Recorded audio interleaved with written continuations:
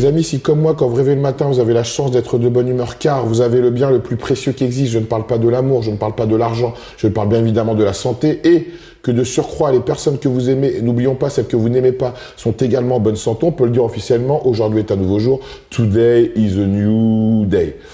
Les amis, aujourd'hui, c'est une vidéo assez spéciale. Je vais nous allons vous partager avec Ludo, l'histoire d'un jeune homme qui s'appelle Matteo, 20 ans. Le Parisien a fait un article sur ce qui est arrivé à Matteo. Donc évidemment, ce qui est arrivé à Matteo, c'est ce dont je parle à longueur de journée dans mes vidéos. C'est ce que je rabâche à longueur de temps. C'est mon combat, c'est mon cheval de bataille. C'est le but de ma vie actuellement maintenant. Donc je vais laisser Ludo, parce que moi je suis père de famille, donc je ne peux qu'être touché par ce qui arrive à ce garçon. Et vous serez touchés, je l'espère vous aussi. Ludo, je te laisse expliquer ce qui s'est passé, s'il te plaît. L'histoire de Matteo, elle est toute simple, elle est en même temps tragique. Matteo faisait du basketball, donc pratique d'un sport collectif, et à la suite de sûrement de rencontres ou d'avoir peut-être vu sur Instagram des personnes avec des physiques auxquels il voulait ressembler, Matteo s'est mis à la musculation, ce qui n'est pas spécialement une mauvaise chose en soi, mais on sait comment ça se passe, les rencontres, les fantasmes, les conseils des fois qui peuvent ne pas être les bons, fait qu'il est passé, je pense, comme tout à chacun, de consommation de compléments alimentaires à des produits, forcément des produits. Et dans les produits, vous le savez, vous regardez les vidéos de Rob, il y en a des tonnes. Et il y en a surtout un dont Rob parle régulièrement comme un poison notable. Et on a eu la chance d'ailleurs, Rob, d'avoir le jeune Benjamin qui est venu partager d'ailleurs son expérience avec nous sur le DNP. Et donc Matteo, après plusieurs cures de DNP, s'est retrouvé dans la nuit du 3 janvier à contacter le SAMU, car son état de santé s'était tellement dégradé qu'il se sentait partir. Les pompiers sont arrivés, ils ont prévenu les parents. La mère a tout de suite senti que son garçon était parti. Et elle a découvert donc le 4 janvier au matin que les pompiers n'avaient même pas pu le réanimer, ni l'intuber, car le corps était rigidifié à un point qui empêchait toute pratique. Cette histoire prouve que Rob, tu es dans le vrai en fait depuis le début. Et je dois te l'avouer aujourd'hui que depuis le temps qu'on se connaît et le nombre de gens que tu as interviewés, ça m'est arrivé de me dire, il abuse peut-être un peu. Devant la vidéo, on a envie de peut-être en faire un peu plus. Et puis toi, tu es beaucoup dans l'emphase. Et quand j'ai lu ça, je me suis dit, mais en fait, putain, mais c'est exactement ce que tu dis depuis le début de tes vidéos. Je peux que comprendre que là, vraiment, ça t'est touché. Comment tu l'as ressenti quand je t'ai envoyé l'article ? Je me suis dit que j'avais échoué. Je me suis dit que j'avais échoué parce qu'à un moment, en fait, personne, je suis père de famille, aucun parent doit enterrer un enfant. C'est les enfants qui sont, dans l'ordre des choses, c'est les enfants qui enterrent les parents. C'est dans l'ordre des choses, même si ça fait mal, c'est comme ça. Et pour moi, j'ai échoué parce que je me dis que j'aurais dû faire cette vidéo peut-être avant. J'aurais peut-être dû la faire en décembre 2019. J'aurais peut-être dû demander à tous les influenceurs fitness, peut-être à qui on se parle pas, d'en parler. J'aurais peut-être dû demander à Fitness Park, quand je bossais avec eux, de me laisser faire des vidéos pour intervenir. J'aurais dû faire plus, j'ai pas fait assez. Et je me sens terriblement coupable pour ces parents parce que c'est pour ça, quoi, pour avoir un putain de pour ça. Je me dis, si demain ma mère apprenait que je mourrais pour avoir un physique pour ça. C'est tragique. Il n'y a pas d'autre mot, c'est tragique. Et mes larmes le prouvent. Moi, je suis quelqu'un de sensible. Les gens, s'ils croient que je suis un mytho de base, moi, je suis un être humain, en fait. Je suis quelqu'un qui a des sentiments. Tout ce que je dis dans mes vidéos, c'est pour prévenir plutôt que guérir. C'est pour expliquer aux gens que tout ça, c'est pas un jeu. Quand on meurt une fois, on meurt pas une deuxième fois, on ressuscite pas, ça n'existe pas. Tu vois, même ceux qui pensent, qui croient au karma, qui croient en Dieu, ce qu'ils veulent, une fois que t'es mort. Voilà, tu vois, on peut penser ce qu'on veut. Et c'est un combat qu'on doit tous mener, en fait. Tous les acteurs de ce secteur, tous les gens qui prennent de l'argent, tous les gens qui font fantasmer les gens, tous les gens qui rabâchent en longueur de journée que la muscu c'est bien, que c'est un lifestyle, que c'est cool. Non, c'est pas cool. Quand tu m'envoies cet article, je me suis dit, je me suis pensé par là, je me dis, c'est une blague ou quoi? C'est exactement ce que nous disait Benjamin dans la vidéo qu'on a faite avec lui.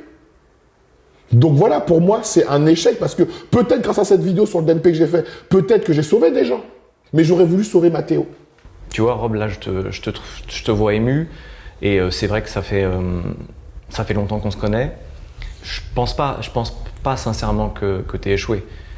Je pense que c'est tragique, mais cet article prouve que ton combat, il est noble et que tu es sur un chemin vertueux. En tout cas, tu peux faire des vidéos sur des trucs qui te font plaisir, quand tu ramènes des mecs qui vont un peu nous faire marrer sur leur lifestyle un peu fou. Mais tu n'as jamais perdu le sens même, en tout cas, de ce qui t'anime, c'est-à-dire d'amener les gens à préserver leur santé, ou en tout cas de pratiquer ce sport avec le plus de recul et le plus d'intelligence possible. Et cet article, il confirme complètement ce que tu dis depuis que tu as lancé ta chaîne YouTube. Donc non, tu n'as pas échoué, mais par contre, tu te dois de continuer. De toute façon, j'ai envie de te dire, Ludo, c'est une question que je me pose même pas, parce que j'ai eu la chance de faire une conférence sur STAPS face à des étudiants. Donc ça veut dire face à des gens qui sont des futurs coachs et qui pourront certainement, et je l'espère en tout cas, expliquer à des futures personnes que prendre des produits, que c'est pas bien parce qu'il peut arriver telle ou telle chose. Moi, je communique sur les choses. Moi, mon but, c'est, même si j'ai pu fustiger certaines personnes dans le monde du bodybuilding, moi, je fustige plutôt un système, pas forcément les gens. En vérité, les gens font ce qu'ils veulent et ça me regarde pas. Mais aujourd'hui, ce combat, je peux pas le mener seul. C'est nous tous, on doit travailler main dans la main pour faire de l'information et pour faire de la formation. Moi, je fais pas ça pour l'oseille. Mes vidéos, tu as vu, même si j'ai 1 ou 2 sponsors, c'est pas ça qui me permet de vivre. C'est que du bricolage, tu vois. Mais si les gens qui me suivent font pas ça pour l'oseille et sont des gens vertueux comme ils le disent, eh bien, partagez, les gars. Pas ma vidéo, mais partagez simplement le fait que prendre des produits dopants, et ça, là, je parle même pas de testo, je parle même pas de dérivés de testo, ça, c'est un poison. Un poison. Et comme l'a dit Benjamin dans la vidéo qu'on a fait, il a pris ce produit-là parce qu'il avait peur de s'injecter des produits. Donc les mecs qui prennent ça, c'est des mecs qui ont peur de prendre des vrais stéroïdes parce qu'ils pensent que c'est plus dangereux que ça. Pourquoi? Parce qu'ils sont mal informés. Tout simplement. Parce qu'ils sont mal informés.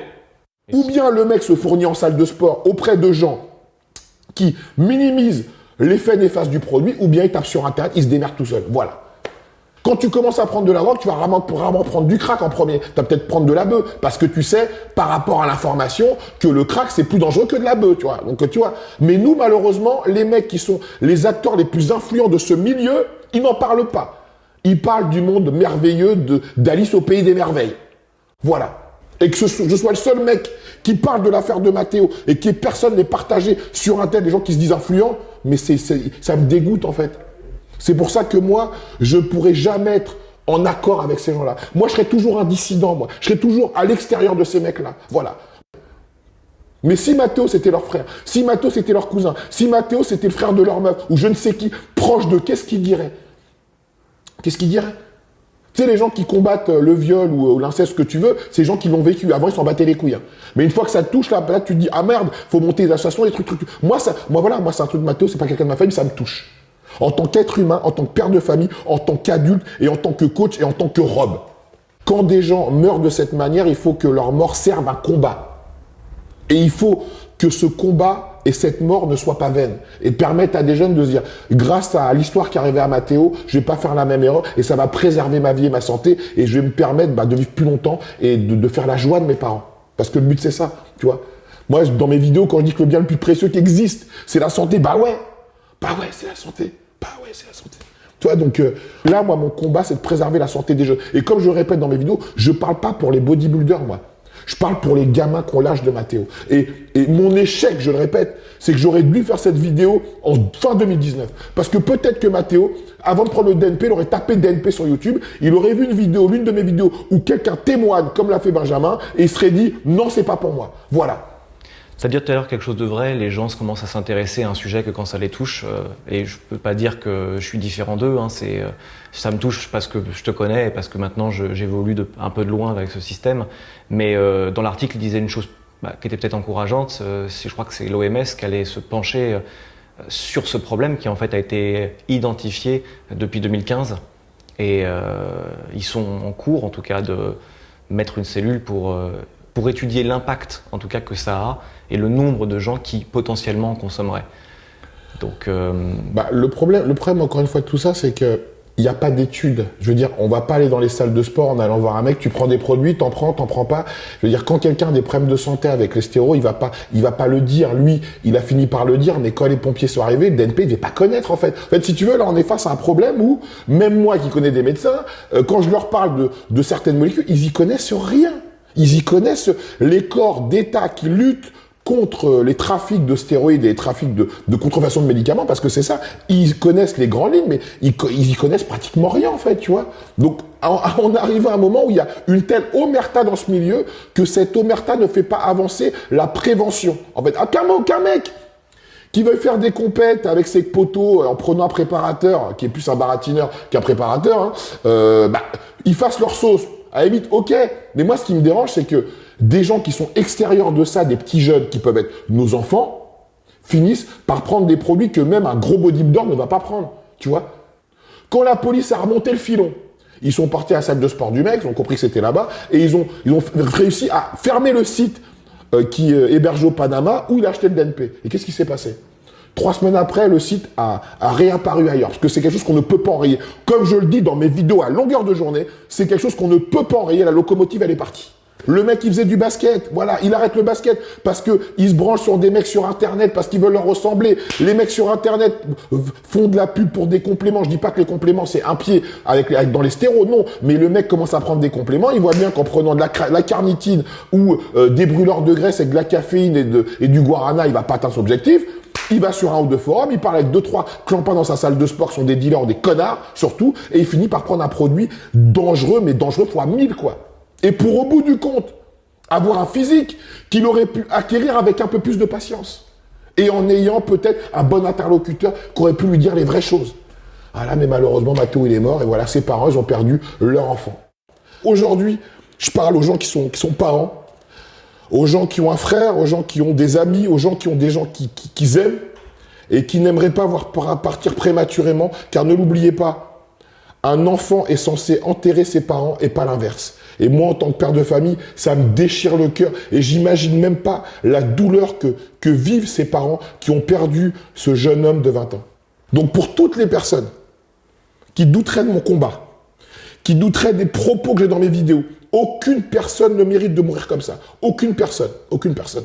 Donc notre devoir à nous, en tant que pratiquants, en tant qu'athlète, en tant que coach, en tant qu'instagrammeur, en tant que baratineur de merde, en tant que gens qui vendent du rêve à ce type de personnes-là, c'est de les informer quand ils voient un physique comme le mien, comme le vôtre, que ce physique a été acquis grâce aux produits dopants, que tous les préparateurs, que tous les coachs qui s'occupent d'athlètes ou d'autres personnes qui prennent des produits le disent pour prévenir plutôt que guérir, en expliquant à ces jeunes que ne mets pas la charrue avant les bœufs. Même si ton but, c'est de prendre des produits un jour, eh bien d'abord, focalise-toi sur l'alimentation, sur l'entraînement, et un jour, voilà, tu pourras peut-être me ressembler et peut-être que je t'y accompagnerai pour pas que tu fasses n'importe quoi. Parce que moi, je suis le premier à qualifier les personnes qui font ce qu'on fait Matteo, paix à son âme, de débiles. Mais à un moment, faut préserver la vie. Parce que la vie, je le répète, c'est le bien le plus précieux qui existe. Les amis, je conclurai de manière très simple. J'aime mieux être détesté pour ce que je suis plutôt qu'être aimé pour ce que je ne suis pas. Et la jalousie, ça se mérite. Toujours plutôt.